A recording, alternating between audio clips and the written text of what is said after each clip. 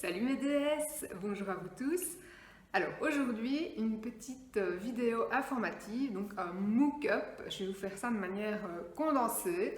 Je vais vous parler donc en 4 points, j'ai bien dit 4, 4 points pour vous parler aujourd'hui des 100 rangements fixes, donc des SRF. Le point A, comment les identifier?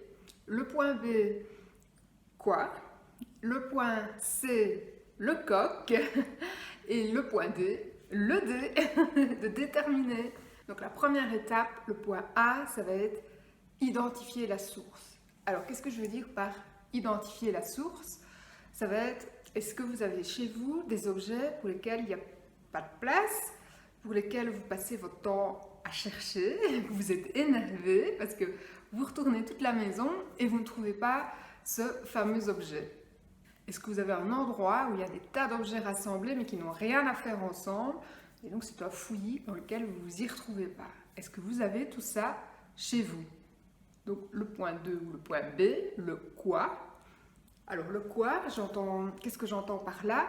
Je me dis qu'avec ce que je viens de vous énumérer dans le point A, donc identifier la source, je pense que vous avez déjà trouvé ce que c'est que le quoi.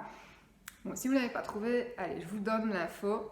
Donc le quoi, donc qu'est-ce qu'on va retrouver dans ces fameux objets qui n'ont pas de domicile fixe? On va retrouver tout ce qui est clé, tout ce qui est portefeuille, tout ce qui est lunettes quand on ne les porte pas, notamment tout ce qui est lunettes de soleil en cette saison, tout ce qui est GSM, tout ce qui est chargeur, tous ces genres de choses qui n'ont pas de place attribuée, donc comme on l'a vu donc, dans le premier point. Donc, ça c'était le deuxième point, donc le quoi. Le troisième point, donc je vous ai parlé du coq, mais pas le coq de la basse-cour, non, le coq pour qui, où et quand.